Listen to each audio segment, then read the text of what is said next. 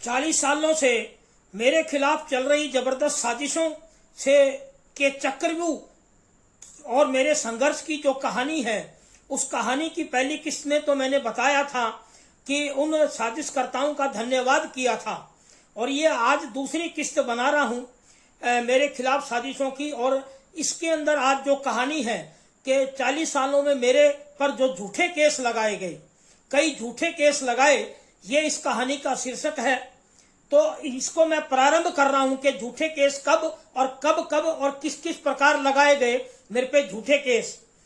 ये वाक्य है 1998 का, जो पहला मेरी लाइफ का मेरे पे पहला झूठा केस जो लगाया गया, वो वाक्य है वर्ष 1998 का। मैं हिसार नगर में उस वक्त जिंदल कंपनी, जो जिंदल स्टील कंपनी, उसमें नौकरी करता था मार्केटिंग की। क्योंकि उस वक्त जितने भी जो मेरे रिश्तेदार थे या परिवार था, लाहौरिया परिवार, उन्होंने मेरे उस कष्ट के आर्थिक तंगी जो आई थी उस वक्त कोई मदद नहीं की थी, बल्कि उन्होंने साजिशों से ही मेरी आर्थिक तंगी लाए थे। और जो भारतीय जनता पार्टी के अंदर, मैं सबूतों के आधार पर बोल रहा हूं, तथ्यों के आधार पर बोल रहा हूं, क्योंकि मैंने सन 1991 से और 1998 तक भारतीय जनता पार्टी पे जबरदस्त पैसा खर्चा था। मेरी व्यक्तिगत निजी कोष से जबरदस्त पैसा खर्चा था। ये सबूतों और तथ्यों के आधार पर है। हिसार के भारतीय जनता पार्टी के पुराने पदाधिकारियों, पुराने नेताओं को मालूम है इस बात का। और जब ये आर्थिक संकट आया और मुझे नौकरी करनी पड़ी, तो मेरे उन सब भाजपा के साथियों या अन्य धार्मिक संगठनों, सामाजिक संगठनों ने मेरी कोई मदद नहीं करी। और मैंने जिंदल कंपनी के अंदर उस वक्त मात्र 4500 रुपए बेसिक, जो महीने का मेरे को करीबन हार्ड कैश 6000 के आसपास आता था, मैंने नौकरी स्वीकार करी। क्योंकि मैंने संघर्ष करना था, मैंने उस आर्थिक तंगी से या लोगों मेरे खिलाफ चल रही साजिशों से टूटना नहीं था। तो जब मैंने नौकरी स्वीकार की, तो पहला झूठा केस, यानी कि मैं जिंदल परिवार में, जिंदल कंपनी में नौकरी करने गया, परंतु राजनीतिक पृष्ठभूमि भी थी मेरी हिसार के अंदर, भारतीय जनता पार्टी और आरएसएस की लंबी। तो उस वक्त हरियाणा के अंदर हबीपा भाजपा की सांझे की सरकार थी, चौधरी बंसीलाल जी मुख्यमंत्री थे, भारतीय जनता पार्टी के विधायक मंत्री थे। उसमें हिसार से ओम प्रकाश महाजन, जो आजाद चुनाव लड़े थे, वो विधायक थे और वो कैबिनेट मंत्री बनाए गए थे चौधरी बंसीलाल की सरकार में। अब मैंने उनका जो मेरा विरोध था, क्योंकि जब वो कैबिनेट मंत्री बने तो मैंने 1996 में वो विधायक बने। अब आप ये देखिए, ये क्या विडंबना है। मैं भारतीय जनता पार्टी के, जो मेरी टिकट विड्रॉ होने के बाद डॉक्टर कमल गुप्ता को जो मैंने इलेक्शन लड़वाया, उनको इलेक्शन लड़वा के 17-18 हजार वोट लेके आए, भारतीय जनता पार्टी की तरफ से मैंने काम किया। और जो आजाद उम्मीदवार जीत के आए ओम प्रकाश महाजन, उन्होंने वही भारतीय जनता पार्टी की सांझे की सरकार में कैबिनेट मंत्री बनते ही मेरे खिलाफ झूठा केस लगाया। और वो बिजली चोरी का, एक बात बताइए, इतना बड़ा लाहौरिया हमारा खानदान और मेरी विशाल कोठी, चाहे कितनी भी आर्थिक तंगी आ गई, हमारे खून के अंदर ये बिजली चोरी या ये जो हमारी चोरी है, टैक्स की चोरी, हमारे खून में नहीं थी। मैंने मेरी कंपनी बनाई Lahoria departmental store, income tax में कोई चोरी नहीं, पक्की बिलिंग होती थी। सेल टैक्स विभाग गवाह है इस बात का, इनकम टैक्स विभाग गवाह है इस बात का। मेरे सीए थे, मेरी प्राइवेट लिमिटेड कंपनी रही है, मैंने एक पैसे की कोई टैक्स चोरी नहीं की और ना ही हमारे खून में। उन सब के बावजूद पहला झूठा केस मेरे पे बिजली चोरी का, राजनीतिक रंजिश रखते हुए उस वक्त के कैबिनेट मंत्री हबीपा भाजपा सरकार में ओम प्रकाश महाजन ने लगवाया। अब मेरे पास नौकरी थी, मात्र 5-6 हजार रुपए की तनख्वाह की, मैंने स्वीकार की, पैसा था नहीं।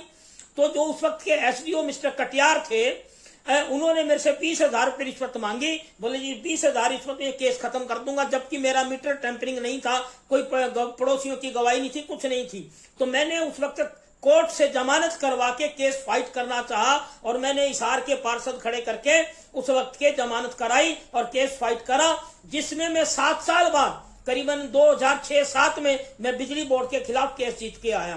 तो अब ये बताइए, झूठा केस लगाने यानी हरासमेंट मेरे पे पहले ये की गई, उसमें लाहौरिया परिवार की भी, अन्य राजनीतिक लोगों की भी साजिश थी मेरे खिलाफ, मेरे को बिल्कुल तोड़ने की।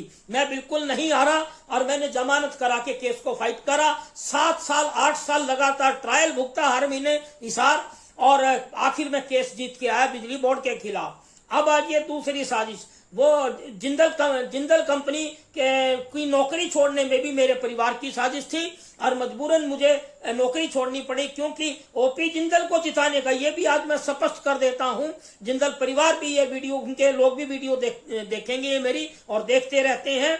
मैं कोई अलग तरीके से नहीं बोल रहा, परंतु जो सच्चाई है वो रख रहा हूं कि मैंने सन 2000 में, उसके बाद सन 2000 का चुनाव ओपी जिंदल जी को जितवाया 13,000 वोटों से, परंतु मैं कंपनी का नुमाइंदा था, कंपनी में मार्केटिंग के अंदर मैं काम संभाल रहा था जिंदल कंपनी में।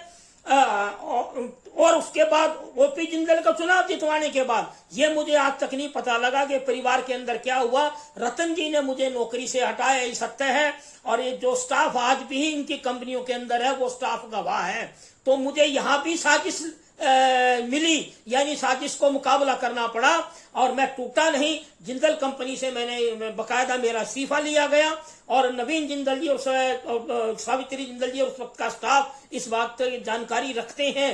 मैंने उनके परिवार में झगड़ा ना हो इसलिए मैंने नौकरी छोड़ी, यानी छुड़वाई गई मेरे से साजिश के तहत। आज जब भी मैं इन फील्डों के अंदर हूं, वरना मैं नौकरी और कर्म करने का ही व्यक्ति था, मैंने कर्म से कभी चोरी नहीं की, मेरा कर्म बार बार साजिशों से तोड़ा गया। उसके बाद मैंने भास्कर के अंदर, मेरे पास कोई साधन नहीं था बच्चों का पेट पालने के लिए, सच्चाई है, बच्चों के अंदर भी भ्रांति पैदा कर दी गई, मेरी पत्नी में भी भ्रांति पैदा कर दी गई, मेरे खिलाफ और मेरे बच्चों को भी गुमराह कर दिया गया। मैंने थोड़ा बहुत समय पास करने के लिए दैनिक भास्कर के प्लांट में 3 महीने नौकरी करी। उस वक्त दूसरी साजिश मेरे खिलाफ आई SC ST एक्ट की, जो सबसे गंदा एक्ट होता है भारत के अंदर। उस वक्त सन 2001 में जब मेरे खिलाफ जो साजिश आई, उस वक्त उस केस में जमानत नहीं होती थी। आज तो सुप्रीम कोर्ट की डायरेक्शन आई हुई है, लोगों को SC ST एक्ट जो झूठे लगाए जाते हैं उनमें जमानत मिल जाती है, उस वक्त जमानत नहीं थी। तो उस वक्त जो मेरे पे केस लगाया गया, मैं भास्कर की तरफ से रिपोर्टिंग कर रहा था, एक कोई शहर के तीसरा ही सुरेश नादान भारती को छोटे रिपोर्टर थे, और वो हमारे लावरिया स्कूल के पास रहते थे। हमारे परिवार की तरफ से उनको फिट किया गया और मैंने कोई उनसे गाली गलोच नहीं की, मैं रिपोर्टिंग में था। उसने मेरे से क्वेश्चन किया, भी आप यहाँ कैसे हैं? मैंने कहा जी मैं भास्कर की तरफ से आया हूं, इतनी ही बात थी। उसने झूठा वही जाति सूचक शब्द लगवा करके मेरे खिलाफ FIR दर्ज करा दी। तो स्थानीय विधायक ओपी जिंदल जी ने SP को फोन करा और उसके बाद उस वक्त मजबूरी बस उस झूठे केस में मुझे SP ऑफिस में जाके कंप्रोमाइज करना पड़ा, क्योंकि परिवार साथ नहीं था, परिवार की साजिशें थी, भारतीय जनता पार्टी मेरे साथ नहीं थी उस वक्त, जबकि मैंने भारतीय जनता पार्टी पे सारा मेरा धन मन तन सारा लुटाया। अब दूसरी साजिश का समझौता करना पड़ा मजबूरी से। अब आज ये उसके बाद मेरे परिवार के अंदर तूफान खड़ा किया गया और मुझे हिसार छोड़ना पड़ा, जो मैंने पिछली वीडियो में भी बोला है, स्पष्टीकरण किया है। अब आज ये साजिशें उसके बाद भी नहीं रुकी और झूठे केस मेरे पे उसके बाद भी नहीं रुके। मैं जब निकल के आया, एक आश्रम में रहा कि अपनी जान तो सुरक्षित रखूं, फरीदाबाद के एक आश्रम में रहा। तो वहां जो मेरी एक कॉमर्शियल बिल्डिंग आज 23 साल से जो केस चल रहा है हाई कोर्ट के अंदर, इस वक्त वो मेरे बैंक के NPA केस में थी, परंतु भाइयों ने पैसा नहीं दिया। मैं चाह रहा था कि लावरिया चैरिटेबल ट्रस्ट के जो मेरा हिस्सा है उसमें से पेमेंट बैंक की एक बार भर दी जाए, परंतु वो रजामंद नहीं हुए इस बात पे और मेरे दुश्मन पीछे लगा दिए गए लावरिया परिवार के द्वारा। जो सुनील बंसल हिसार के डेजी होटल वाले, डेजी मोटर वाले, मेरे बगल के पड़ोस के, वहां मेरे साथ बैठते थे और उन्होंने मेरे घर से निकलने के बाद मेरे भाइयों से बातचीत करके और मेरी बिल्डिंग का टेंडर लेके आए आपका जुलाई 2001 के अंदर, क्योंकि मेरे को घर से निकाल दिया गया झूठे केस सारे लगवा करके वहां। और उसके बाद मेरा जो टेंडर ला करके मेरी बिल्डिंग को बैंक से उन्होंने ऑक्शन करवाया टेंडर के अंदर, परंतु मैं फिर भी नहीं टूटा, मैंने हिम्मत नहीं हारी और आश्रम वालों ने मुझे पैसे देके चंडीगढ़ भेजा, लोगों ने मेरी मदद करी, लोगों ने मेरी जेब में पैसे डाले और मैंने चंडीगढ़, उस वक्त मैं इस केस पे बाद में लंबी वीडियो बनाऊंगा कानूनी तौर पे, मैं CBI में भी एंटर हुआ, बहुत प्रयास किया। आज बता नहीं सकता आपको, खुलासा करूंगा कि मैंने मेरी बिल्डिंग को बचाने के लिए, मेरी प्रॉपर्टियों को बचाने के लिए किन किन लोगों की मदद ली, किन किन गरीब लोगों ने मेरी मदद करी। उसके बाद 25 दिसंबर 2001 को उसका कब्जा गैर कानूनी लिया गया और उस दिन मेरी जान बची, मेरे पे जानलेवा हमले बचे। तब भी मैं 2 कपड़ों में हिसार से निकला। उसके बाद मैंने चंडीगढ़ लोगों से पैसे लेकर, लोगों से मदद लेकर के केस लगाए अब आइए, जब केस लग गए तो भी मेरे लाहौरिया परिवार को सब्र नहीं आया, मेरे राजनीतिक दुश्मनों को सब्र नहीं आया। और उस केस के अंदर भी भारतीय जनता पार्टी के एक भी नेता, यहां तक मैं मान सम्मान से नाम लेता हूं, मनोहर लाल जी खट्टर हमारे उस वक्त प्रभारी, हमारे हरियाणा के संगठन मंत्री थे, और मैंने तन मन धन तीनों लौटाए, और किसी भी हिसार जिला इकाई ने भी मेरे उन केसों के बारे में एक पैसे की कोई मदद नहीं करी। ये साक्षात गंगा जल लेक उठा करके भरी जनता में ये गवाही दे सकता हूं, हाई कोर्ट सुप्रीम कोर्ट तक ये गवाही दे सकता हूं। मैं, मेरी कोई मदद नहीं की, गरीब लोगों ने मुझे संभाला। मैं सीबीआई में 4 साल गया, चंडीगढ़ हेडक्वार्टर पे, उसके बाद दिल्ली भी पेश हुआ, और मैंने मेरी बिल्डिंग के लिए पूरा संघर्ष किया, तो परिवार को यह कबूल नहीं हुआ। उसके बाद 2003 के अंदर मेरी माताजी गुजरी, और तब भी मुझे कोई स्थान नहीं मिला, मैं परिवार में आया माताजी के गुजरने के बाद।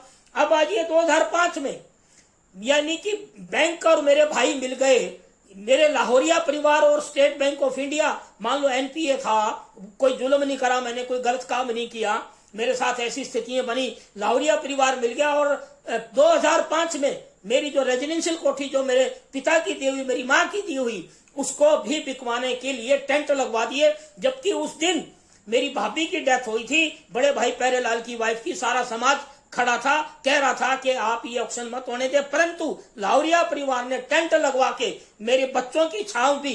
परंतु उसके अंदर एक बड़ी साजिश चली, जो हमारे स्कूल के अंदर टीचर एक एडमिन के अंदर थे, डॉक्टर जगबीर आरएसएस वाले, उनको टेंडर में बिठाया, बकायदा मेरे पे टेंडर शीट है, और इतनी साजिश करी, और मेरे ससुराल वालों के नाम उस वक्त ऑक्शन में कोठी छुड़वा दी। परंतु आज तक मेरे बहादुरी और मेरे संघर्ष के कारण पूरे नगर निगम हिसार में भी आज तक सारे कागजों में, क्योंकि मेरे पिताजी की है, मेरे पिताजी की पुश्तैनी जमीन है, आज तक भी मैंने वो कोठी का बाल बांका नहीं होने दूंगा, ना होने दिया और ना होने दूंगा। अभी फिलहाल में एक प्रॉपर्टी टैक्स में और साजिश रची गई। अब आज ये वो झूठे के, उसके बाद तब भी सब्र नहीं आया किसी को, और 2005 के बाद फिर आया सीधा 2012 और 13।